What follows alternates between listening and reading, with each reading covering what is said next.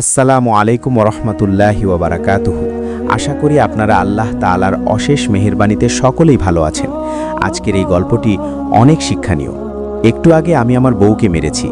আমার বউ আমার সামনে বসে কেঁদে কেঁদে আমার নামে শ্বশুরের কাছে বিচার দিচ্ছে। বাবা, উনি আজ আমার গায়ে হাত তুলেছে। আমি আর এখানে 1 মিনিটও থাকবো না। তুমি আমাকে এক্ষুনি নিতে আসো বাবা। যা শুনে আমি ওর দিকে রক্তিম চোখে একবার তাকালাম, যা দেখে ভয়ে জান্নাত ডুকরে কেঁদে উঠল। মেয়ের কান্না শুনে ওপাশ থেকে শ্বশুর উদ্বিগ্ন হয়ে পড়লেন। আমি জান্নাতের হাত থেকে ফোনটা নিয়ে কল কেটে দিলাম। এরপর শক্ত কণ্ঠে বউকে বললাম, চলে যেতে চাইছো তাই না? আচ্ছা যাও। যে স্ত্রী তার স্বামীর কথা শোনে না, আল্লাহর আদেশ অমান্য করে, এমন মেয়েকে আমার অর্ধাঙ্গিনী হিসাবে চাই না। আজ থেকে তোমার সাথে আমার কোনো সম্পর্ক থাকবে না জান্নাত, তুমি মুক্ত। কথাটি বলে আর বাসায় দাঁড়ালাম না। বউকে কিছু বলতে না দিয়েই বাহিরে চলে আসলাম। একটু আগে শাড়ি পরে মার্কেটে গিয়েছিল জান্নাত। তার ফর্সা আকর্ষণীয় ফিগার দেখে এলাকার কিছু বখাটে জান্নাতকে নিয়ে বাজে মন্তব্য করছে, যা শুনে রাগ লাগছে আমার। কতবার বারণ করেছি বোরকা পরে যেন বাহিরে চলাফেরা করে সে, কিন্তু মেয়েটা বড্ড বেপরোয়া। আজ বাধ্য হয়ে প্রথমবার ওর গালে 2টো থাপ্পড় মেরেছি আমি। একটু পরে শ্বশুর আসলো আমার বাড়িতে। আমার ডেকে শাসিয়ে জিজ্ঞেস করলো, তুমি জান্নাতকে মেরেছো মাহাতাব? কোন সাহসে তুমি আমার মেয়ের গায়ে হাত উঠালে মাহাতাব? কি করেছে আমার মেয়ে? হ্যাঁ, আমি আপনার মেয়েকে মেরেছি। তার সাহস কি করে হলো বোরখা ছাড়া বাইরে বের হওয়ার? জিজ্ঞেস করুন ওকে। আপনার মেয়ে আমার একটা কথা শোনে? শতভাবে বুঝি শুনিয়েও তাকে লাভ হয় না কোনো। আমার স্ত্রী হয়ে অন্য পুরুষের মাঝে খোলাসা করে নিজেকে ওড়াবে, আর আমি সেগুলো বরখাস্ত করব ভাবছেন? আমার শ্বশুর এবার একটু নরম হলেন। মেয়ে তার বড় আদরের। তখন একমাত্র মেয়ের কান্না শুনে উত্তেজিত হয়ে গিয়েছিলেন ভদ্রলোক। উনি এবার মেয়েকে ধমক দিয়ে কতক্ষণ শাসিয়ে আমার হাত ধরে বলল, দুঃখিত বাবা, এটা বড় অন্যায় করছে আমার মেয়ে, তোমাদের পার্সোনাল।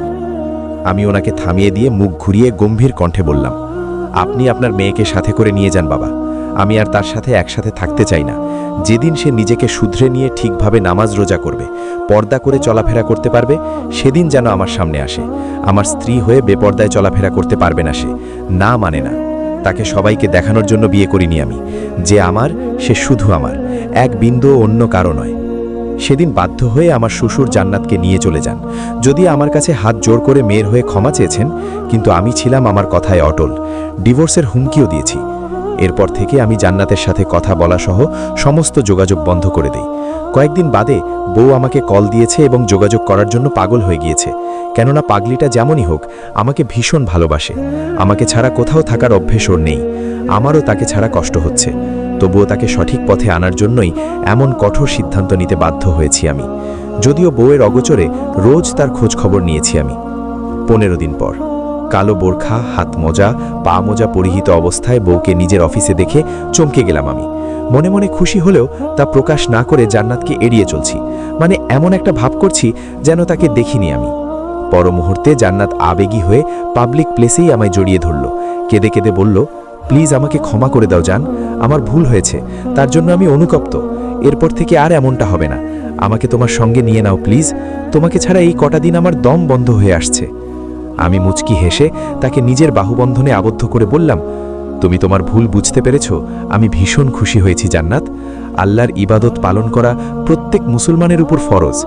ইসলাম ধর্মে নামাজ, রোজা, হজ, জাকাত, পর্দা করা মুসলিম নারী পুরুষদের জন্য ফরজ ইবাদত, স্বয়ং আল্লাহর হুকুম। আমাদের প্রত্যেকের উচিত তার আদেশ, নির্দেশ, নিষেধ মেনে চলা। তুমি আমার ব্যবহারে কষ্ট পেয়েছো জান, আমাকে ক্ষমা করে দিও প্লিজ। আমি তোমার ভালোর জন্যই এমনটা করেছি, কেননা স্ত্রীকে সঠিক পথে পরিচালনা করা স্বামীর দায়িত্ব। আমি তোমাকে ভালোবাসি। তোমার সাথে শুধু এই দুনিয়াতে নয়, জান্নাতেও আমি তোমার সাথে থাকতে চাই। তাই জান্নাত পেতে হলে সর্বপ্রথম আমাদের আল্লাহর হুকুম মেনে চলা উচিত। তবেই না মৃত্যুর পরে রব জান্নাত নসিব করবে আমাদের। বুঝতে পেরেছো বউ? আমি আমার ভুল বুঝতে পেরেছি। এখন থেকে আর এমনটা হবে না ইনশাআল্লাহ। তুমি আমাকে মাফ করছো বলো? আমি তোমাকে ক্ষমা করে দিয়েছি বউ। এবার দুজন মিলে রবের নিকট ক্ষমা চাইব। মাশাআল্লাহ, বোরখায় তোমাকে ভীষণ সুন্দর লাগছে। আল্লাহ তোমায় কবুল করুক। পরদিন ফজরে বউয়ের ডাকে ঘুম ভেঙে যায় আমার। দুজন উঠে একসঙ্গে অজু করে নিয়েছি। আমি মসজিদে এবং জান্নাত বাসায় নামাজ আদায় করলাম। এরপর কিছুক্ষণ বউয়ের সাথে খোলা আকাশের নিচে হাতে হাত রেখে ঘুরেছি। বাসায় এসে বউ কুরআন তিলাওয়াত করছে, আর আমি তার কোলে মাথা রেখে তিলাওয়াত শুনছি। প্রশান্তিতে আমার চোখে পানি চলে এসেছে।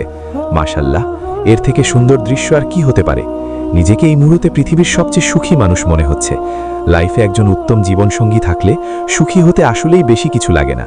তৎক্ষণাৎ আমি বউয়ের হাতের পিঠে চুমু খেয়ে বলে উঠলাম, ভালোবাসি বউ, তুমি একান্তই আমার ঝিনুকের মাঝে লুকায়িত মুক্তা। কেউ চায় তার প্রিয়তমাকে সারা দুনিয়া দেখুক, প্রশংসা করুক, আর কেউ চায় তার প্রিয়তমা তার কাছে ঝিনুকে লুকায়িত মুক্তার মতো সুরক্ষিত থাকুক। এই দুজনের মধ্যে আকাশসম তফাত।